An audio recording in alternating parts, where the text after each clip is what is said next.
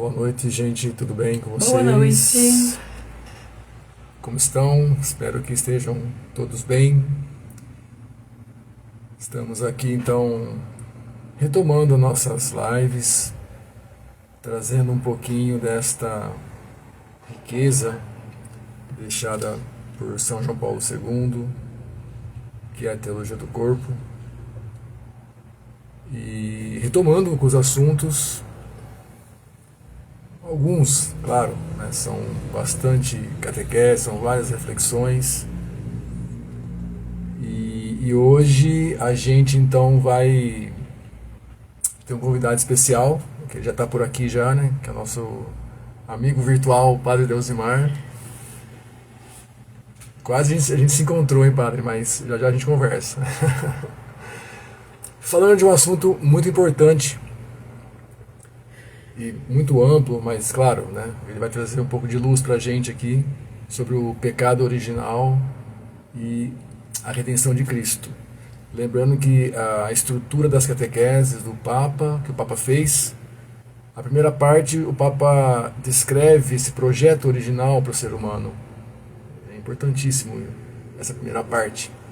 Mas depois, então, o segundo ciclo, ele fala daquele homem, então, com a concupiscência, com aquele olhar do Sermão da Montanha, desejando a mulher. Então vem toda uma reflexão sobre o que o pecado causou no ser humano. Mas tem a redenção, né? Cristo veio até nós para nos libertar. E é isso que o Padre Deusimar vai nos ensinar hoje.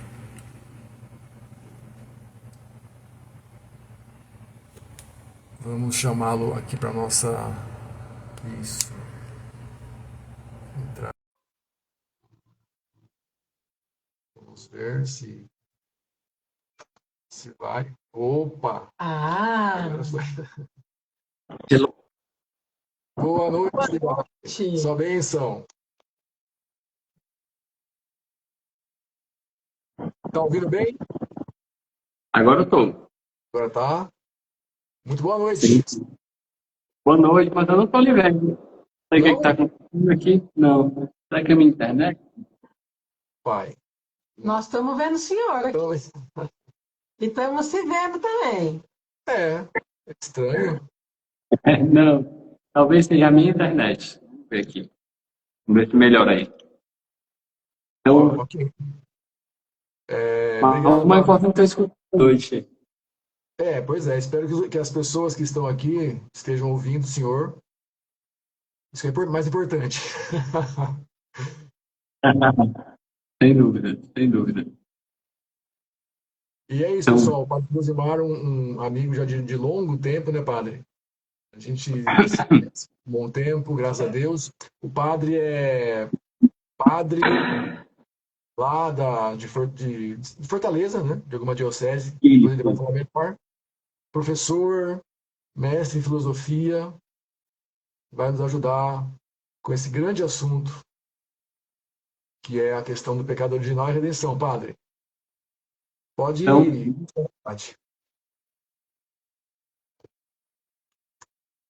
Por favor, a palavra está contigo.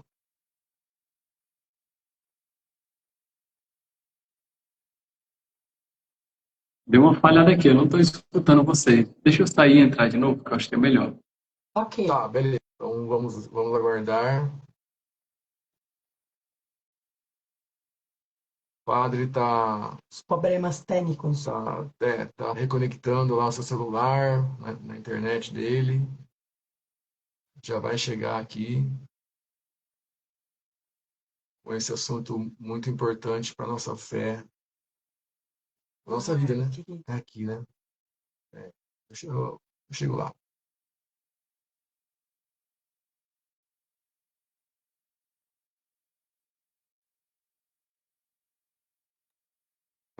Opa, Pronto, acho que melhor, não? agora. Melhorou. O senhor nos ouve bem? Tá. Mas mais uma vez eu não estou ouvindo. Se cair de novo, eu vou mudar de ambiente. Aqui, eu estou aqui no seminário, pode ser que o ambiente que eu esteja não seja tão bom, não é?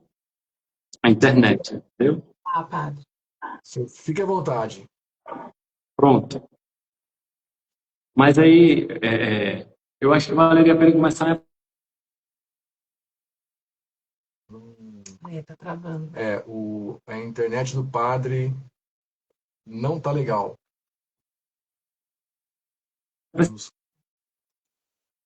Padre, eu acho que. Ah, ele caiu de novo. Caiu o padre, vamos aguardar. Ele vai procurar lá um lugar melhor. Isso, gente. Então, vamos aguardar o padre, mas é isso que eu estava falando antes, né? A catequese tem uma estrutura enquanto o padre não chega. A primeira parte, o Papa fez essa descrição do projeto original para o ser humano, imagem e semelhança de Deus, antes do pecado original. Sabe, gente? Isso é uma coisa muito importante que, para a gente, né, na nossa caminhada aqui de tentar entender essas catequeses, esse assunto foi muito importante, entender que existe um projeto original. E nesse projeto original, no pecado não fazia parte. Entende? O pecado foi algo que aconteceu depois. Depois que Deus cria todas as coisas, Deus cria o homem e a mulher. O homem e a mulher se encontram, se reconhecem, diferentes, complementares, se doam um ao outro.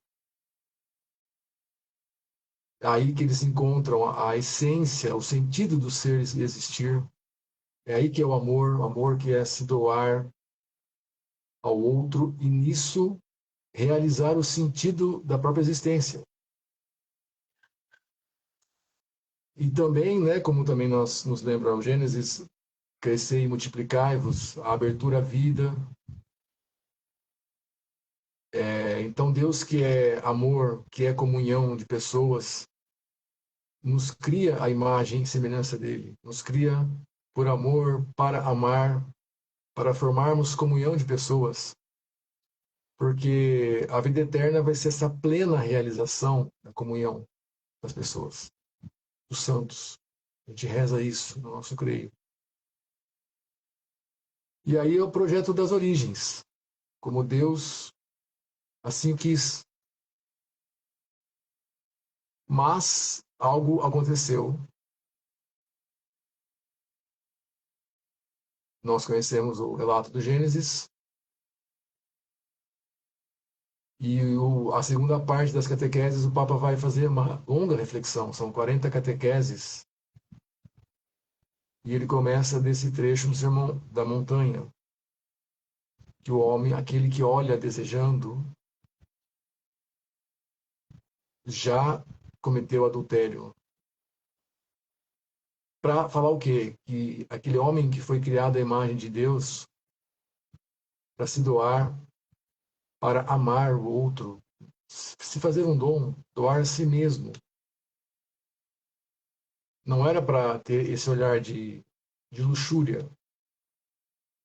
Então, a partir desse trecho bíblico, o Papa vai desenvolver então toda uma reflexão, mostrando que algo, vou usar as palavras do Papa, manchou a natureza humana. A natureza humana é a mesma, mas o pecado manchou, enfraqueceu. E surge aquele conceito da concupiscência, que é uma desordem. E o ser humano, então, fica fraco, tem uma tendência para fazer escolhas erradas. E aí ele vai, então, fazendo essas reflexões para dizer, então, que esse homem da concupiscência, ele já não domina mais as forças como o homem da inocência original, daquele projeto original. O padre chegou, ele volta. O padre chegou aqui e hoje o padre vai, então, falar mais para a gente sobre essa realidade do pecado e da redenção, que é o grande assunto para todos nós. Pronto, finalmente. Então, Agora acho que tá certo aí. tudo certo agora? Tá nos ouvindo? Tá nos vendo? Estou, perfeitamente. Eu vim para um outro ambiente para, de alguma forma, garantir que eu acho que a internet fica melhor. Vocês também estão me É, ouvindo, vendo fato, direitinho também? tá bem legal, tá bem legal. Tá bem legal, tá melhorou Tá, bastante. beleza. Então, pá, Beleza, vamos. beleza. Estava no auditório, imaginei que a internet fosse melhor lá. Pelo... O senhor tá bem? Bom, Tudo bom? obrigado aí pela... Tudo bem, graças a Deus. Assim, obrigado pela acolhida, né? Marcelo e Viviane. A gente já fez alguma vez a gente já fez live juntos, né? A gente já trabalhou juntos alguma vez. Eu não era padre ainda, mas eu tenho a leve impressão que a gente já trabalhou alguma vez juntos, se não me falha a memória. É, Ou eu estou tô, enganado? não. Eu acho Acho que que já. sim. A gente estudou, né? Nosso grupo, Ah, sim, sim, perfeito. a Isso gente tinha mesmo, um isso grupo mesmo. lá, participamos algumas vezes, quando o padre João Pimentel esteve. Não dá para a gente estar participando sempre por conta do trabalho, né? Mas Sim, estamos sim, sempre unidos aí em oração. É verdade. Uma aula com o sim, professor Paulo também, a gente participou, que o senhor organizou, lembra? sim, sim. Pois é, temos aí alguns projetos já em comum, né? Como a gente já trabalhou junto, isso sem dúvida, aí é graça de Deus também, né? Graças a Deus. Eu vou começar me apresentando, porque talvez algumas pessoas não me conheçam, né? Que estão aqui na live, seja o que vão assistir depois. Mas Claro. meu nome é Padre Francisco Deusmar, né? Andrade Albuquerque, o nome completo é esse. Atualmente eu trabalho com animação vocacional aqui da Arquidiocese de Fortaleza, ou seja, trabalho com jovens que querem entrar no seminário, ou seja, que querem ser padres, né? Dessa feita, estou trabalhando nessa função, nessa missão há alguns meses já, faz um ano ainda. Também sou professor na Faculdade Católica de Fortaleza, eu ensino para os seminaristas a parte da filosofia, né? Eu acredito que vocês devem saber que um seminarista, né, um rapaz que está estudando para ser padre, ele estuda tanto filosofia quanto teologia. E aí eu ensino filosofia para os seminaristas. Tenho 2 anos de padre, tenho 34 anos de idade, e a minha história com teologia do corpo ela é muito longa. Eu não lembro nem quando começou. Há quantos anos atrás começou? Assim, eu lembro como começou, né?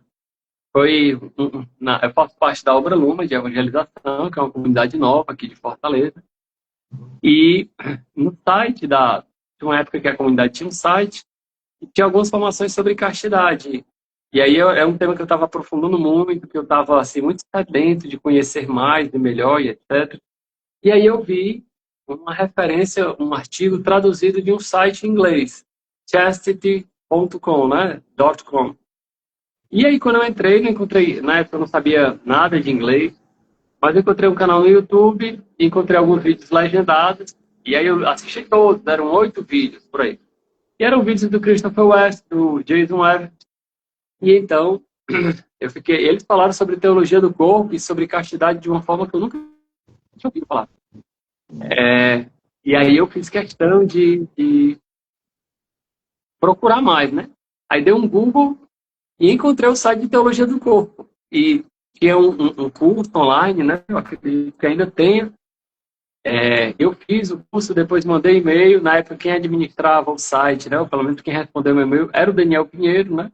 E Uhum. por acaso também já foi do Lumen, no começo da comunidade. Então a gente trocou algumas figurinhas, ele já deu algum curso para nós, né? Assim. Então foi a partir daí que eu comecei a conhecer teologia do corpo. Assim. A memória mais distante que eu tenho foi 2013, por uma escola de líderes do Shalom. Mas 2013 eu lembro que eu já tinha alguns anos que eu não teologia do corpo. Então deve ter assim, eu devo ter por aí uns 15 anos estudando teologia do corpo, né? É um assunto que me empolga. Além disso, eu também passei agora no doutorado na área da filosofia na Federal do Ceará, e eu vou apresentar a temática de a consciência moral em Carol Wojtyła, né? Então não é um tema relacionado diretamente com a teologia do corpo, mas tem tudo a ver, né? Assim, um aprofundamento em outra área dos estudos de Carol Wojtyła, São João Paulo II, né? Então, sobre mim é isso. Eu acho que algumas coisas nem vocês sabiam, né, Marcelo e Vivi? alguns desses detalhes, talvez nem vocês soubessem de todos eles, né? Eu não sabia que o senhor estava no doutorado. Parabéns. Parabéns, pois é. Agradeço. Passei agora, essa é uma recente novidade, né? Que Fiz a bom. prova em novembro, foi aprovado em primeiro lugar na Federal, né? E mesmo apresentando num Papa, numa Universidade Federal, foi aprovado em primeiro lugar, com graça de Deus. Pois é, então, eu fico feliz de poder sempre de compartilhar e de partilhar mais as temáticas relacionadas à teologia do corpo, né? Nesse pequeno períodozinho que eu estava fora, Marcelo, eu escutei o que você estava falando, né? Porque enquanto eu estava vindo aqui para o meu quarto, Isso. eu estava escutando o senhor partilhando, né? E o senhor estava falando sobre que no começo era diferente da situação do pecado, né? Queria que falasse mais um pouquinho sobre isso para a gente, a partir daí, a gente começar a partilhar sobre a nossa temática. Porque se deixar eu fico falando, não deixo espaço para ninguém, sou mal educado. Não, Mas eu mas queria... o espaço aqui é do senhor mesmo. Exatamente. A aula, né, gente? O professor, padre Deusimar, é um padre, ele é jovem, graças a Deus, estuda bastante. Assisti umas palestras do senhor num congresso que o senhor organizou aí na Federal, na Federal não, né? Na Pontifícia Católica de Não, é Fortaleza. católica, aqui não é pontifícia ainda. Bom, Não sei se tá. um dia será, mas por enquanto é só a Faculdade Católica de Fortaleza. E assim, eu vi que o pessoal do auditório, assim, todos eles, assim, muito empolgados e elogiando muito as palestras que o senhor fez, né? Aham. Devido ao tamanho do conhecimento já adquirido, graças a Deus, e agora vai adquirir mais ainda, né, com o doutorado. Sim, Então, se Deus a quiser. aula do senhor, mas eu estava falando, né, enquanto o senhor mudava de internet, para quem nunca ouviu falar, né, para quem ainda ouviu falar, mas não tem uma pequena visão da primeira parte, que o Papa, então, fez essa estrutura, né?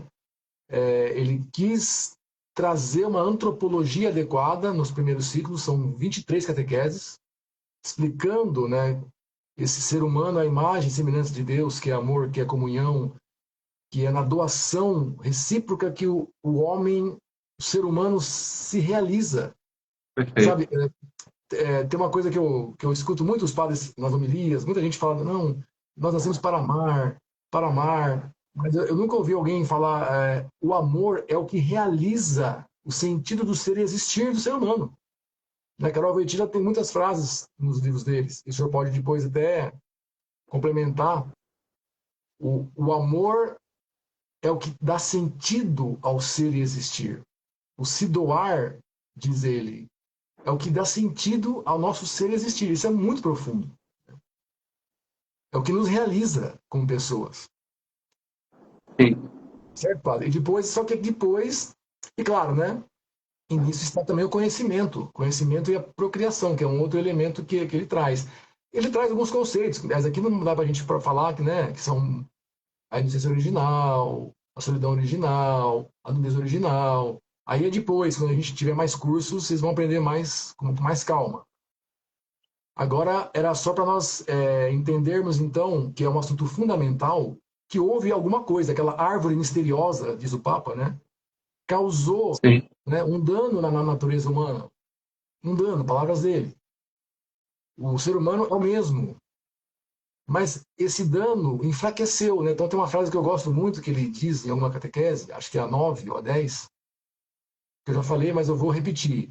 O homem da concupiscência não domina as suas forças de maneira natural como fazia o homem da inocência, diz ele.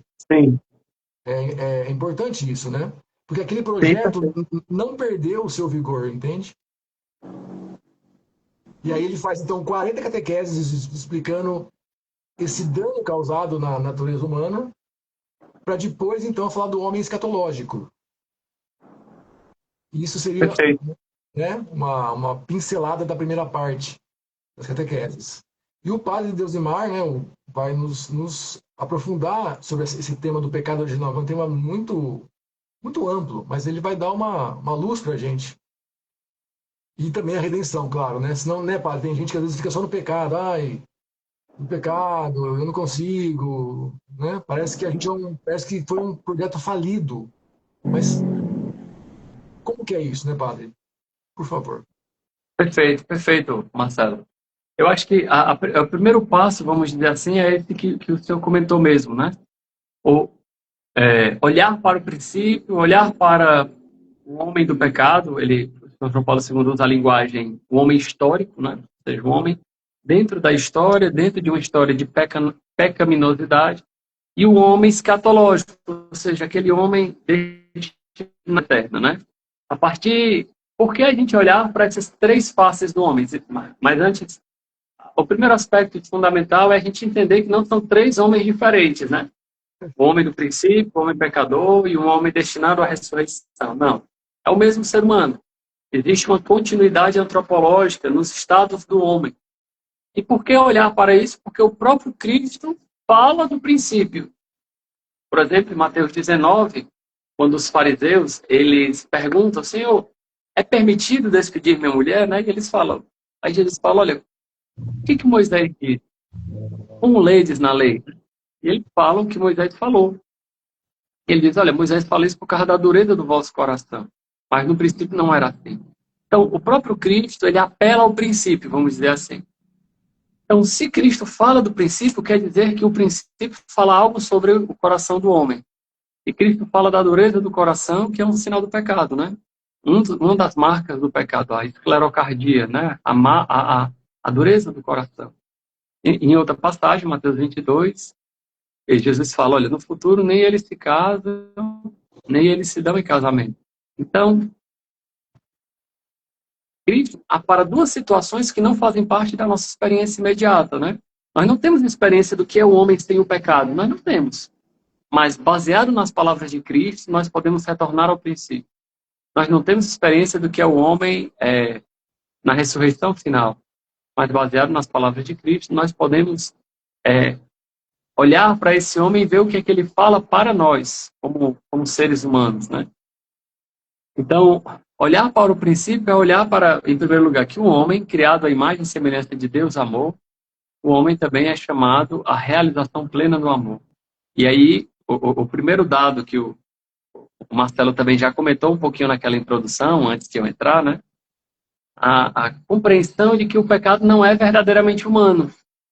A gente tem essa compreensão, como se o pecado fosse algo intrínseco à humanidade, entre aspas. Fosse mais humano do que a graça de Deus até. E a gente traduz isso até na nossa linguagem muito popular, né? Quando a gente diz, não, eu não consigo fazer isso porque eu sou humano demais, né? Ou até uma música católica, né? Assim, tem humano demais para compreender, humano demais para entender. Não, calma. A tua humanidade, ela não é pecadora. A tua humanidade é santa. O pecado é uma deturpação da humanidade. Tanto que Jesus revela o homem ao próprio homem. A gente lê isso naquele primeiro documento de São João Paulo II, Redemptor Omnis, no ponto 10. Cristo não só revela o amor do Pai, revela o homem porque Cristo ele é o homem sem pecado. E aí ele revela a verdadeira face da humanidade. A nossa humanidade, portanto, então, a primeira coisa fundamental. A nossa humanidade, ainda que haja inclinação para o pecado,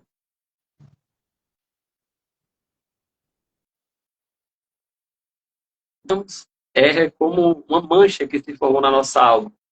Quando eu dou palestras, né, eu gosto muito.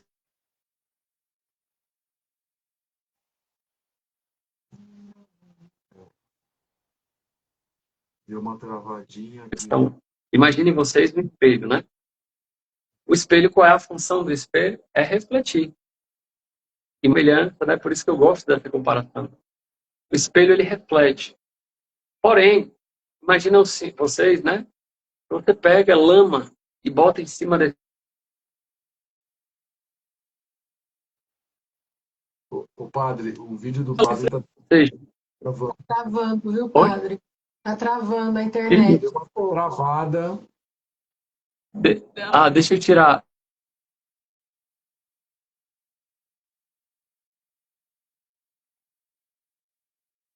Tá variando. Mas escutaram a parte da comparação com o espelho ou ficou perdido? Ou começa de novo isso? Ficou perdido. Se eu puder repetir. Então, Quando a gente fala que o pecado ele mancha a nossa alma, que ele bagunça a imagem e semelhança de Deus, a melhor comparação que eu acho para explicar isso é a do espelho, né? O espelho,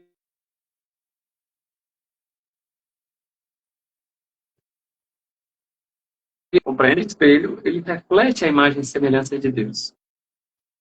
Agora imaginem vocês que vocês peguem uma lama e coloquem em cima do espelho. Pode ser que a lama seja tão espessa que reflita mais. Ou seja, o pecado ele pode entrar na alma humana ao ponto de aquela pessoa parar de refletir. Deu para entender a ideia. Apesar Mas se o espelho for lavado, ele volta a refletir.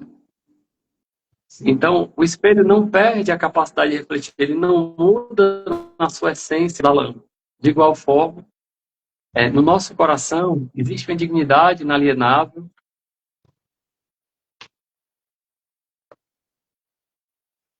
Mancha, o pecado borra, o pecado pode impedir a gente de refletir, mas em suma o pecado não tem o poder de mudar a qualidade do efeito, do espelho, né? A lama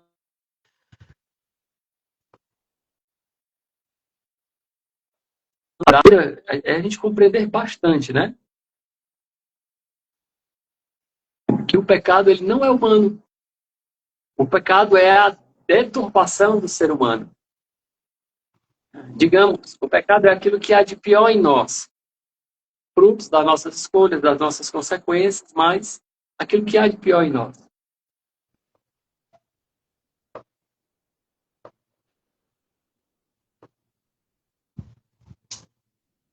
Não é a imagem do homem que nós vemos na sociedade hoje marcada pelo pecado. E isso é muito importante a gente entender.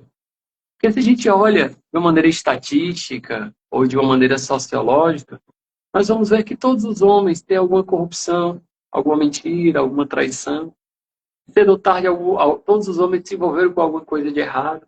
A nossa experiência mais imediata de humanidade, às vezes, é uma experiência muito negativa, né? Que talvez nós fomos traídos, porque talvez nós tivemos as nossas expectativas frustradas e etc. Mas vejam, essa não é a verdadeira imagem do homem. Então, essa é uma primeira coisa que é muito importante a gente ter claro, né? Também queria deixar se o Marcelo ou a Viviane gostaria de fazer alguma observação. Não, padre, não. Pode seguir. Só um detalhe, padre, que a internet do padre... Pode fazer alguma observação? A única observação é que a tua internet, padre, tá dando uma boa oscilada, sabe? Já deu vários cortes, entendeu? Mas, assim, vamos embora, né? Vamos ver. Mas eu gostei dessa sua... Eu achei muito interessante, né? Essa questão do espelho, né? Isso é uma coisa é um instrumento pedagógico bom para ficar bem claro, né? Para as pessoas essa realidade do pecado, né? O quanto que pode ficar manchado, o quanto que pode nos colocar ali uma realidade que parece uma coisa meio que permanente, né? Porque se a lama endurecer ali, secar ali, ela pode ficar mais difícil de tirar, né? Mas não é impossível de tirar, de modificar essa realidade, né? Eu achei muito interessante isso.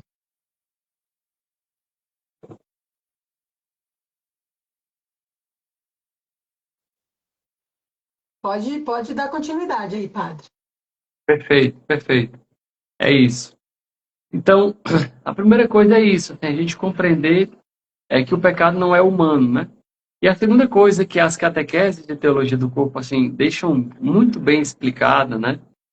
É que o pecado, ele não é o primeiro pecado de humanidade, né? Ele não é um pecado contra a sexualidade.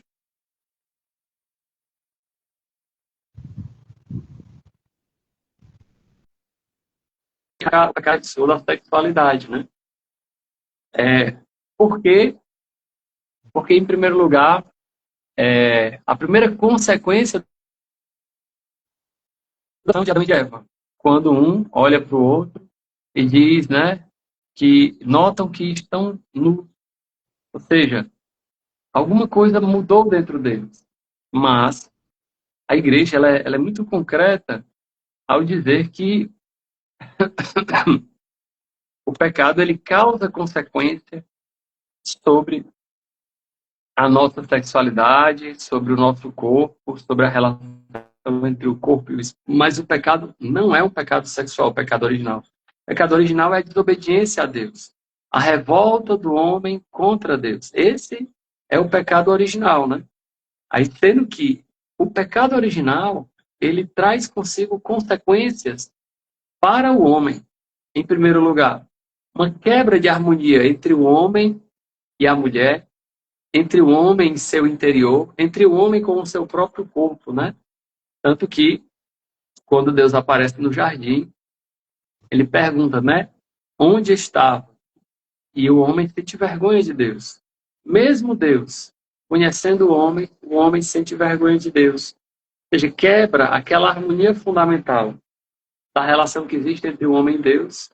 Como Adão e Eva se cobrem, aquela nudez já não é mais fonte de prazer e de amor mútuo, mas um se torna para o outro, vamos dizer, um mero objeto. O corpo, em desarmonia com o espírito, ele deixa de ser explicitamente um sacramento, um sinal visível de uma graça invisível, de uma interioridade. E o corpo acaba se tornando, pode se tornar, não acaba se tornando, mas pode se tornar um instrumento só, um instrumento de prazer, um instrumento de ser manipulado, né? Então, as duas primeiras coisas que são importantes é isso, compreender que o pecado, ele não é verdadeiramente humano, e a segunda coisa é que o pecado não é explicitamente sexual, mas ele traz consequências para a vida sexual do homem. Então, esses são, eu acredito que o grande cerne, né, da nossa compreensão. Deu para compreender bem isso? A internet me permitiu seguir adiante ou a internet ainda está como inimiga, né? Agora ela foi nossa amiga. Está inimiga ainda? Não. Foi amiga agora, entende? Ah, tá bem. Ela permitiu o senhor fazer essa explicação aí pra gente. Perfeito. Então vamos aprofundar um pouco mais, tá bem? Quando o segundo ciclo de catequese de teologia do corpo, né? Então João Paulo II, ele se baseia em primeiro lugar naquela passagem que eu citei. Moisés fala isso pela dureza do vosso coração. E aí, sendo que aí, São João Paulo II, ele tinha uma sagacidade muito grande, né?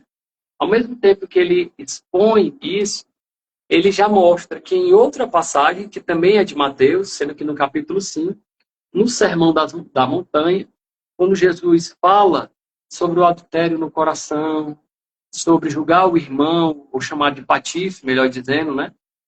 Ele fala assim, olha, Jesus ele não está ali acusando o coração do homem. E aí isso é muito interessante, né? Jesus ele não acusa o coração do homem do pecado dele. Jesus convida.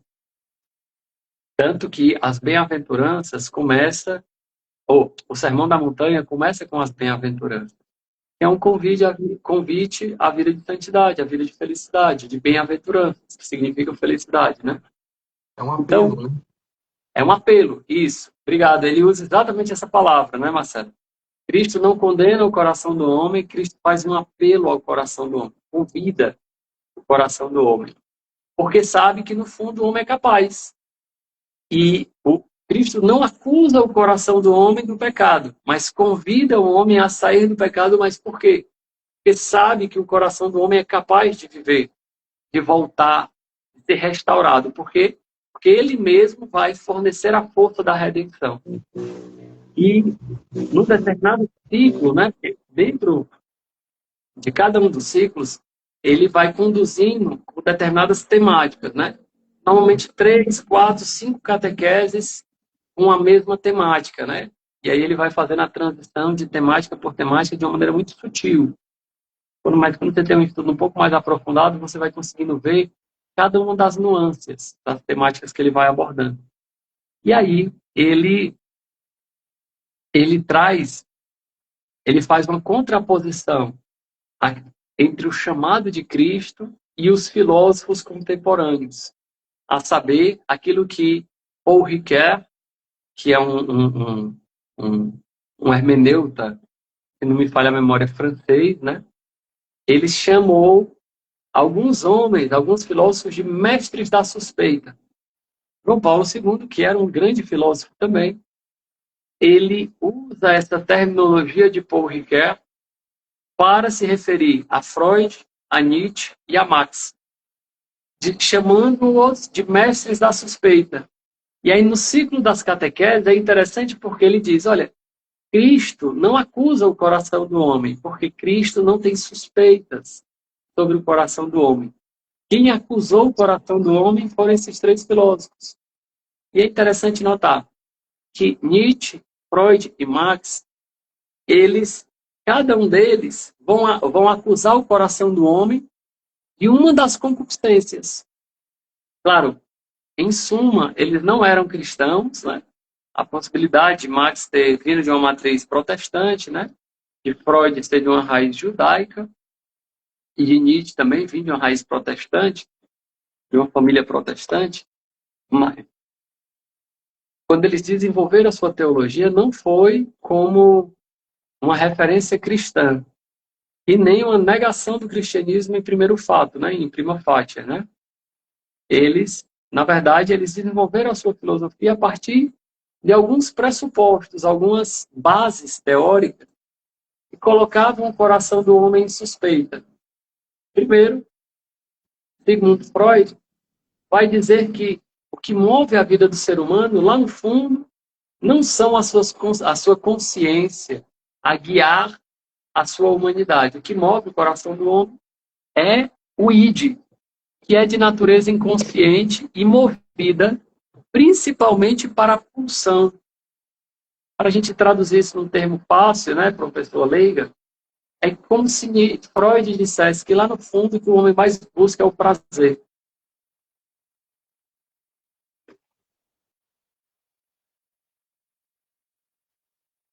E, portanto, toda uma filosofia e uma psicanálise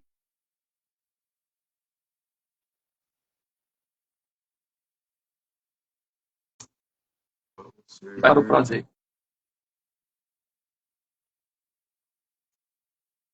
Ser interpretado conforme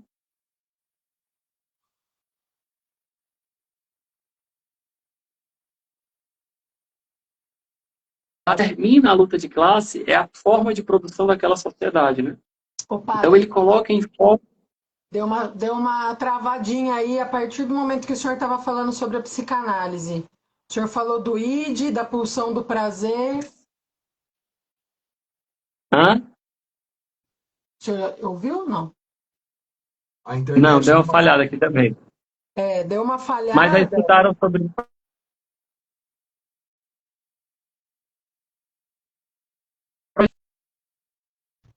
Não escutaram sobre Freud? Ai, meu Deus.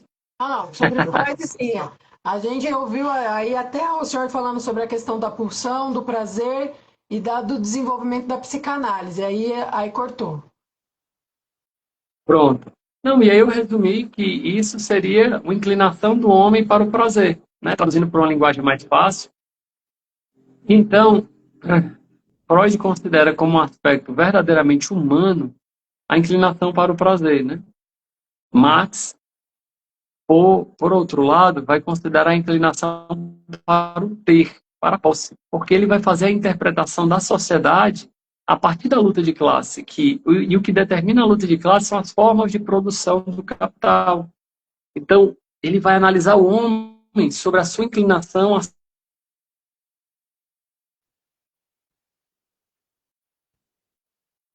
para saber disso. Acho que não. Deu mais uma enroscada, padre. Não, o senhor falou que o Marx teve uma inclinação para a busca do ter. Isso. Ok. Certo? Por quê? Porque ele vai interpretar a própria sociedade a partir da lógica de produção, né? Isso. Então, ele vai se inclinar mais para a lógica do ter e vai considerar a inclinação do homem para o ter como uma característica essencial do ser humano. E, por fim, Friedrich Nietzsche vai considerar que é essencial para o ser humano a busca pelo poder. E que a moralidade, na verdade, é uma forma de os fracos dominarem os fortes, né? É isso que ele chama de niilismo. Não existe um sentido pré-determinado na vida humana. Não.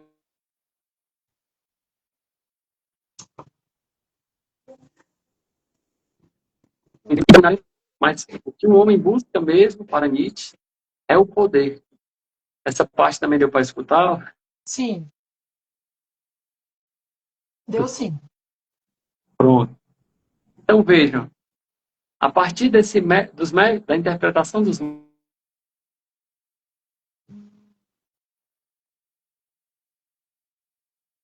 analisa o homem pelas suas concupiscências, né? A tradição da igreja sempre diz que as concupiscências do homem são a inclinação para o ter, para o poder, para o prazer. Se não me engano,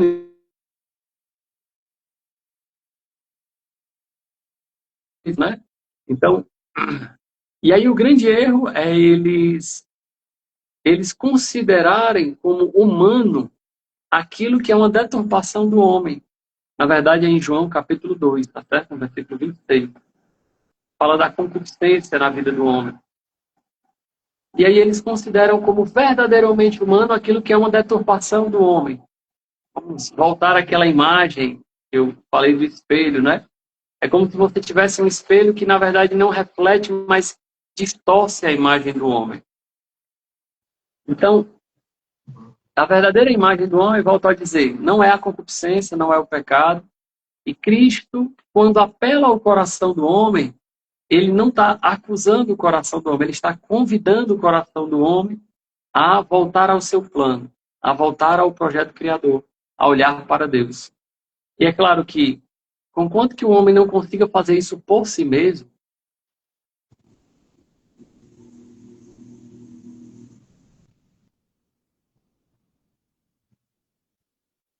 mesmo conduz o homem através do mistério da redenção. E a redenção não é outra coisa senão oferecer ao homem um novo caminho, não um retorno ao paraíso, mas agora um novo caminho. Um caminho não mais natural, ou onde o amor é muito fácil de ser vivido, como era antes do pecado, mas um caminho que exige um esforço do homem, que exige uma luta do homem, que exige uma batalha do homem. É por isso que ele comenta que é no coração do homem que se travam as verdadeiras batalhas, né? A batalha entre o homem velho e o homem novo. A batalha da concupiscência e do amor. Eu gosto de usar dois termos, né? O amor que existe no nosso coração, divinamente informado. Ou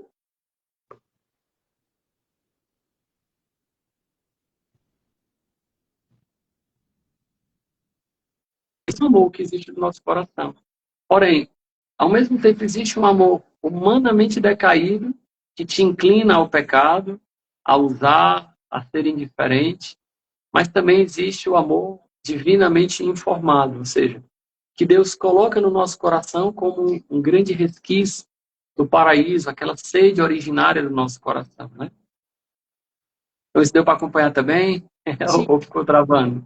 Glória a Deus! Então, voltando, né? O mistério da redenção, se a gente interpretar aos olhos da lógica do dom, da teologia do corpo, o mistério da redenção é exatamente o mistério onde Deus, através dos sofrimentos, restaura a imagem e semelhança do homem, essa capacidade de amar.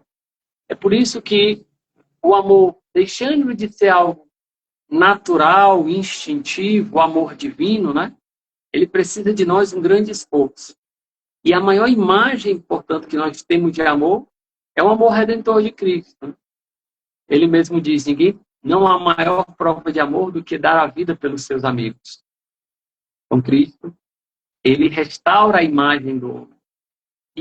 E aqui, assim, eu queria trazer também um elemento da teologia mística, né? Que é muito interessante. Quando Jesus, né, manietado, aparece todo flagelado para ser julgado por Pôncio Pilatos, Pilatos fala uma frase assim enigmática, né? Ecce homo. eis o homem.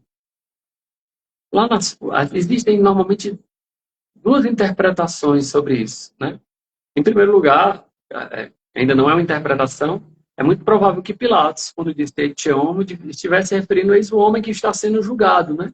Eis o homem perante o julgamento, ou seja, Jesus que está perante o julgamento. Porém, depois, a teologia mística, né? Aqueles homens viram nessa frase algo mais profundo.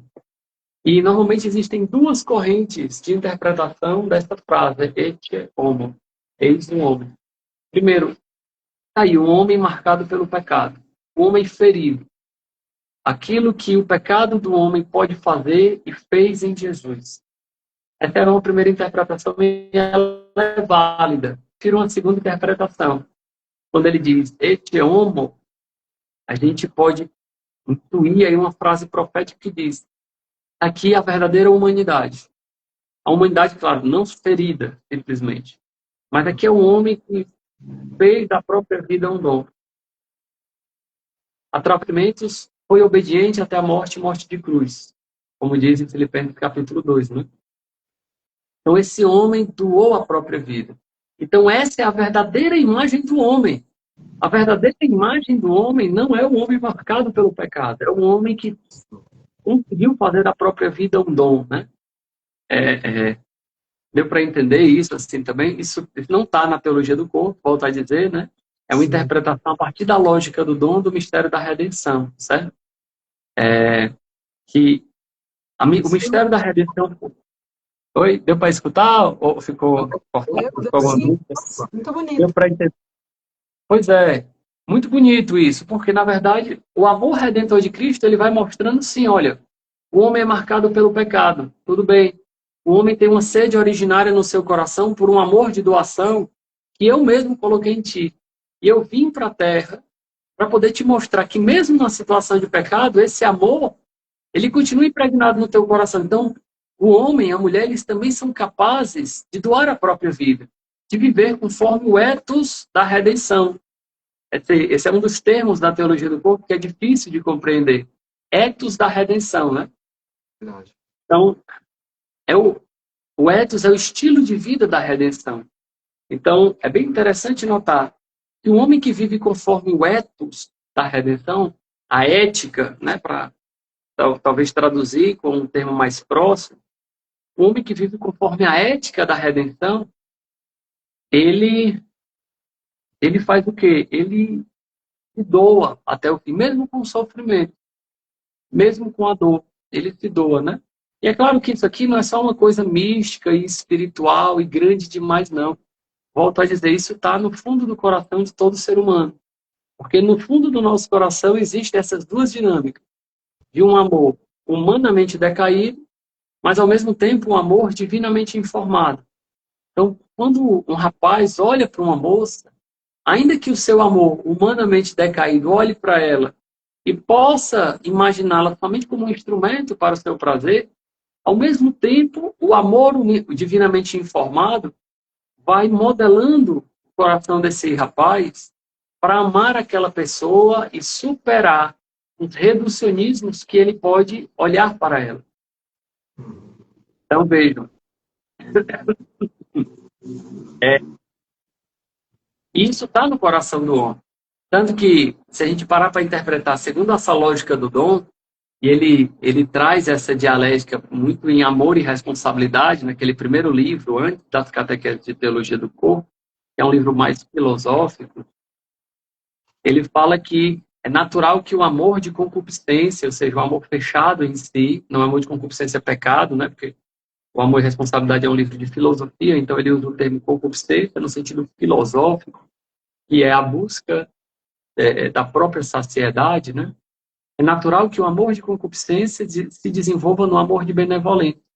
A primeira coisa que um rapazinho, uma moçazinha te olham, não é as qualidades, as virtudes, né, os valores, não são os projetos de vida. A primeira coisa que olha é a aparência, se a pessoa é interessante, se ela é legal, se ela é bonita, né?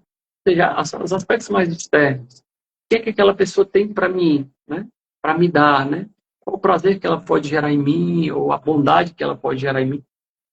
Mas depois, o compromisso de vida, né? Você vai descobrindo o mistério naquela pessoa, o mistério da pessoa humana, né? E você vai começando a querer o bem daquela pessoa. Então, o amor desenvolveu, né? O amor deixou de ser egoísta, deixou de ser marcado pelo pecado e foi desenvolvendo.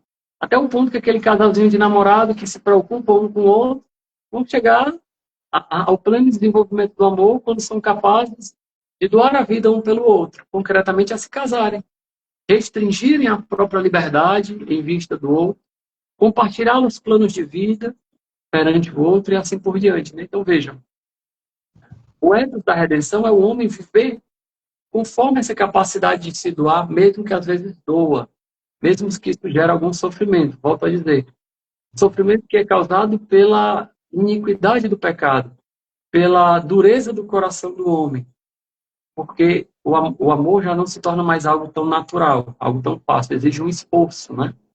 Para eu olhar para uma mulher sem o desejo de possuí-la, exige de mim um esforço que se chama de pudor, né? Uma virtude. Para eu matar o desejo egoísta que existe dentro de mim, para compartilhar os meus bens, né? Para dar esmola, exige de mim uma virtude, um esforço, né? Então vejam só, o ethos da redenção, portanto, é precisamente a capacidade do homem de viver conforme uma lógica de doação, mesmo que doa. Então, por exemplo, uma mulher, quando ela amamenta o seu filho, eventualmente aquilo dói, aquilo machuca o seu seio. Eu já conheci mulheres que sentiram febre de tanta dor por uma criança ser amamentada. Mas, se você perguntar sinceramente, ela deixaria de fazer isso, ela diz que não. Ou se você dissesse, mulher, deixa de ser besta, mulher. Está amamentando esse menino rei que só caga e dorme, né? Chora. Ele ia me dar um tapa, né? Se eu falar isso para uma mãe, ela vai me dar um tapa, né? Porque ela ia no bispo. Ela ia no bispo. é pior, viu, Viviane? É verdade. É pior do que levar um tapa, viu? Ai, ai, ai. Então, vejam, essa lógica da doação, ela continua inscrita no nosso coração, mesmo dentro do pecado, né?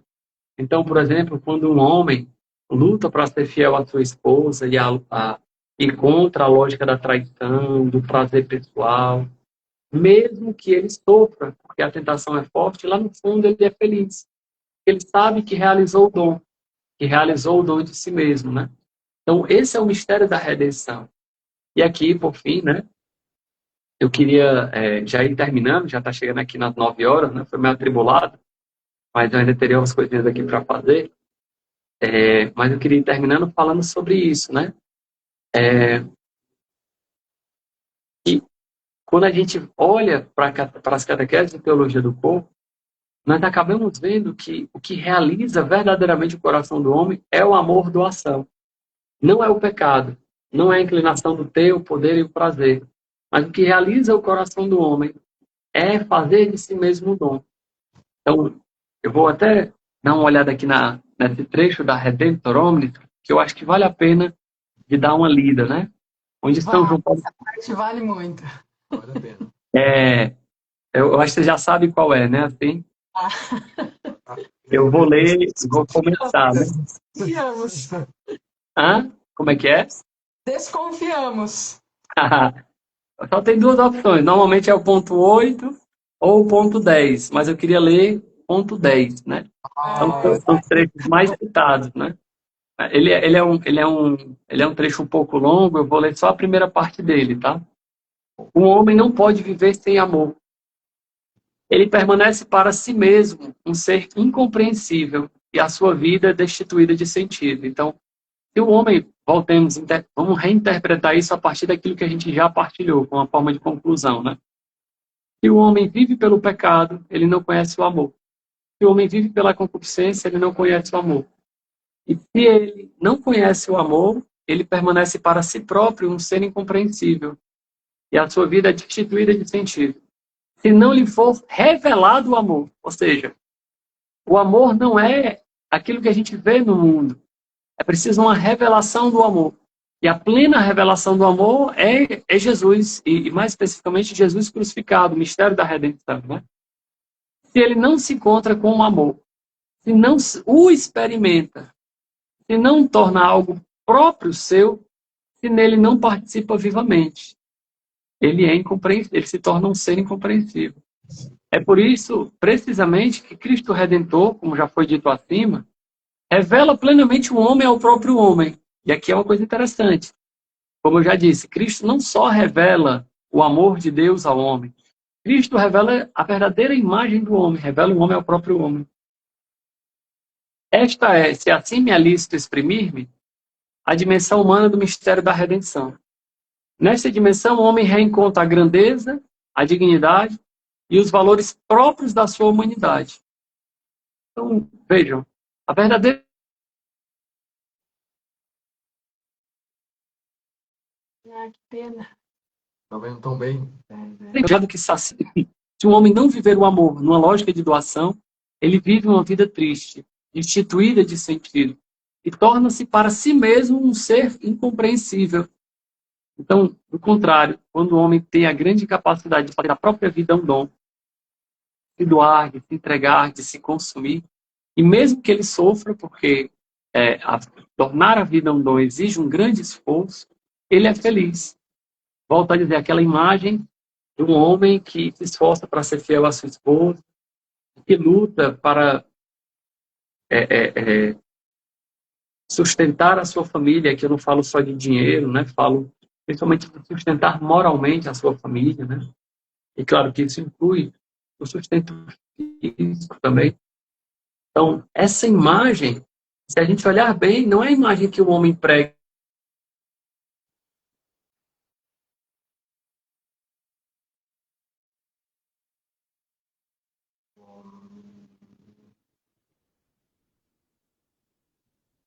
De um bem sucedido, para um apartamento na beira do mar, não é? E etc. Mas, lá no fundo, tudo isso não sacia o coração do homem. Já o amor doação torna o homem feliz. Né? E isso, sem dúvida alguma, é o que há de mais interessante, né? Lá no fundo, todos os homens têm essa sede de amor doação. E quando o homem não realiza isso, ele vive uma vida triste, uma vida sem sentido, né? Quando o homem realiza o dom, ele vive uma vida cheia de sentido. E aí eu termino só com essa pequena observação do dia a dia, né? Que uma vez tem um desses Instagramers católicos, né? Ele publicou uma vez uma foto nos stories da freira, madrinha de oração dele, que tinha, se não me engano, 50 anos de Carmelo. Então, vocês entendem que ter 50 anos de Carmelo é ter passado 50 anos dentro de um convento, né? Porque elas são enclausuradas. E então, aí ele depois pegou vários prints de pessoas que comentaram, comentários mais absurdos, né? Tipo assim, olha, a gente tem que parar de romantizar a prisão. Olha, Deus não quer isso para ninguém. Porque Deus nos fez para sermos livres, para aproveitarmos a vida. E assim, era esse tipo de comentário, né? Então, o mundo não compreende a graça de que uma freira está doando, está consumindo sua vida de uma maneira espiritual. Ela não está em uma vida ativa, né? Ela não está como Santa Dulce dos Pobres, por exemplo, no meio das ruas de Salvador. É verdade. Mas não quer dizer que a vida dela tenha menos sentido. Porque o que faz o sentido não são as obras, mas o que faz sentido é o amor doação. E aquela freira, volto a dizer, eu não conheço quem ela é, eu não sei a qualificação moral e santidade dela, né? Mas fala muito para mim, pelo menos, uma pessoa ter sido fiel durante tantos anos à sua vocação, né? Isso o mundo não entende. O mundo não vê isso como um amor doação, né? Assim, isso é impactante, né? Assim e a como cruz não... impacta mesmo. A verdade é É verdade, isso que eu ia falar. Assim também como não entendem um jovem como o senhor, também, né? Renunciar a uma vida, a uma família, por se dedicar totalmente a Deus e aos seus fiéis também agora, né?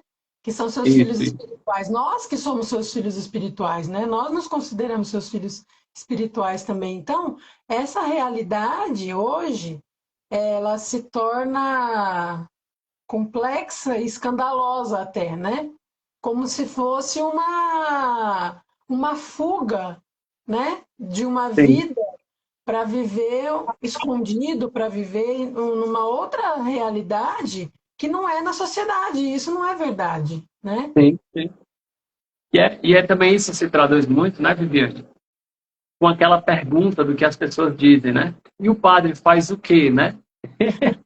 Normalmente, essa pergunta está imbuída ali com um certo preconceito de que o, o que vale que é aquilo que é produzido. De fato, o padre não produz nenhum bem nesse mundo, né? Assim, no sentido, ele não gera emprego, ele, como é que eu posso dizer, né? Ele não dá nenhum resultado nesse mundo, ele não gera lucro para esse mundo. Na Mas os questão padres, material, realmente, né? isso, Mas na mas, questão espiritual, mas o que eu estou focando aqui é no amor doação. Né? ah, sim, com Eu, certeza. eu, eu falo isso assim com muita naturalidade, né? Você imagina, por exemplo, o que é que você ser padre, aí você recebe uma ligação, pai, padre, venha conversar com meu pai que é alcoólatra, né? Veja, eu não tenho nada a ver com a vida daquela família. E essa expectativa, vamos dizer, é de marido e mulher, não é? Porque o marido e a mulher esperam isso um do outro. Se você está doente, se você está num momento de fragilidade, você espera que o outro esteja lá. Porém, nós padres estamos lá por quem não tem por si. Tem um homem separado, alcoólatra, não consegue superar, e o padre vai lá para amar aquela pessoa. E às vezes você não tem respostas para dar.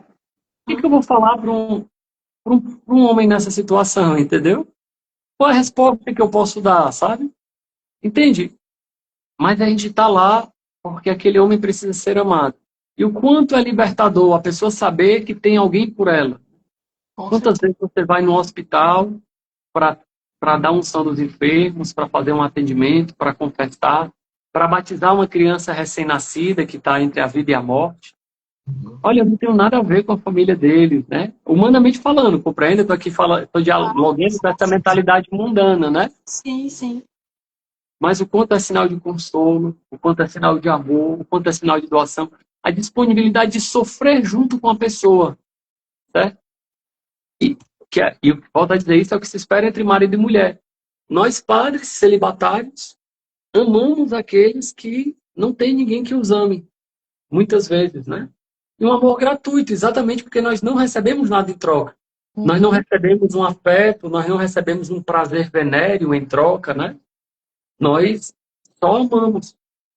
Amamos e fazemos da vida um dom.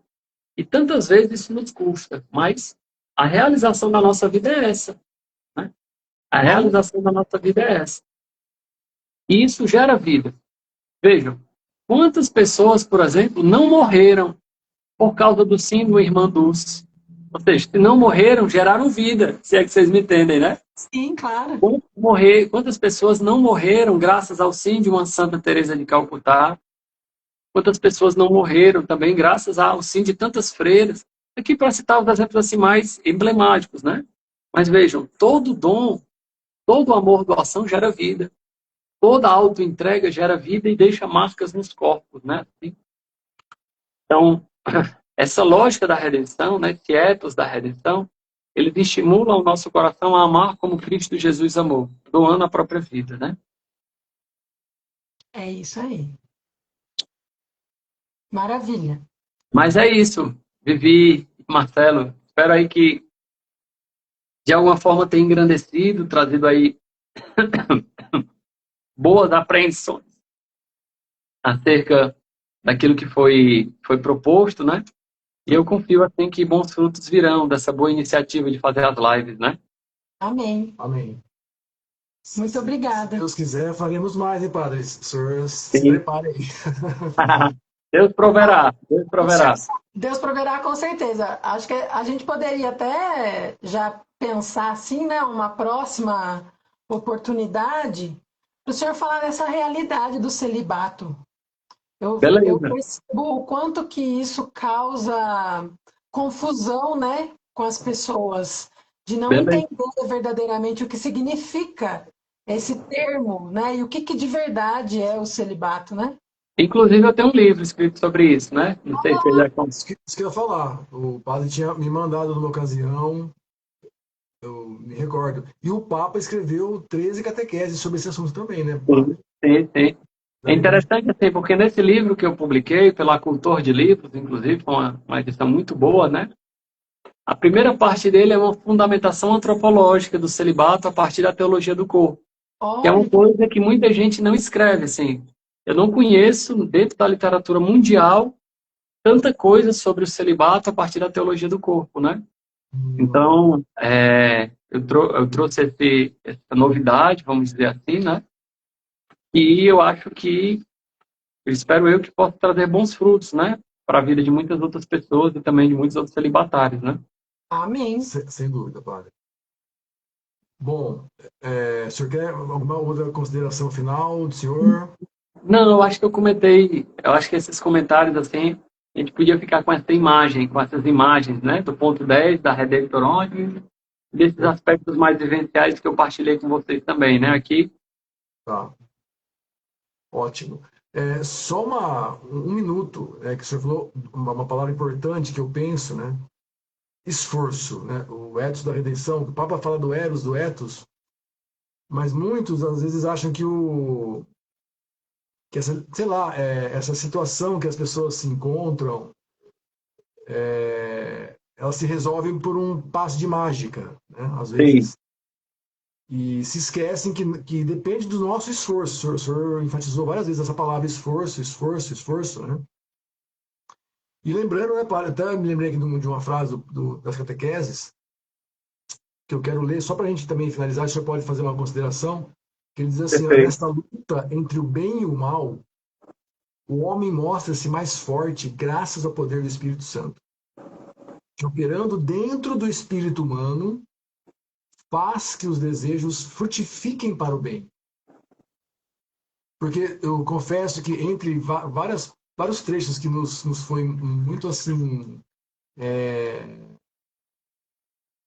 incríveis assim quando a gente foi lendo, um deles foi esse, né? Quando o Papa depois vai falar que a gente vence o pecado graças ao Espírito Santo. Mas é que era um esforço da gente, padre, correto? E Perfeito. parece que é o tempo apropriado para esse esforço, né? Mas é isso mesmo, é isso mesmo. Inclusive, esse esforço nada mais é do que a virtude, né? A luta pela virtude, a prática daquilo que nós sabemos que é o bom, o bem, o verdadeiro, né?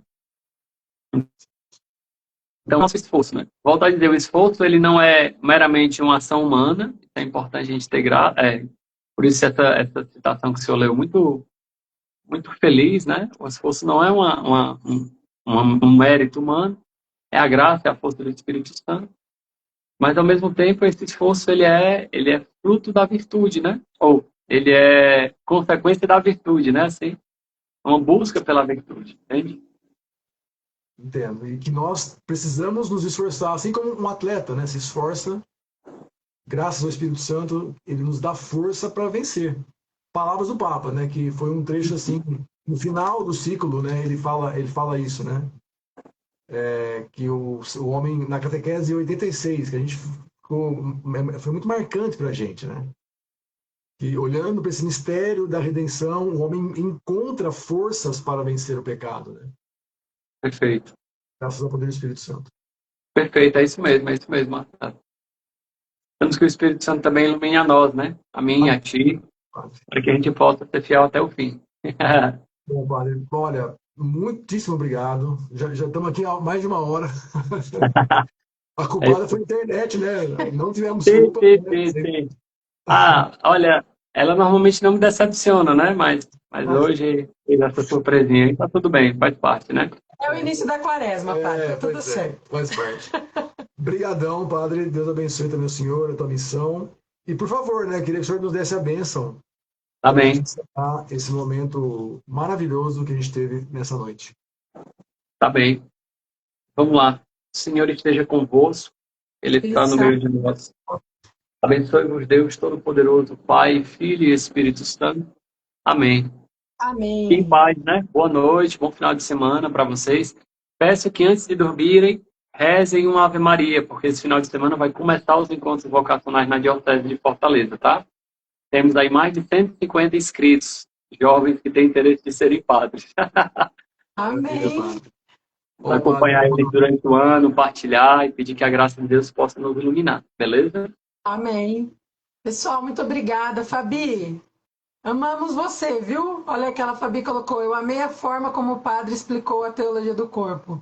Obrigado e volte mais, padre. Obrigada, Combinado. Um grande abraço. Tamo junto. Deus abençoe. Gente, boa noite. Fiquem com Deus, gente. Até a próxima, se Deus quiser. Tchau.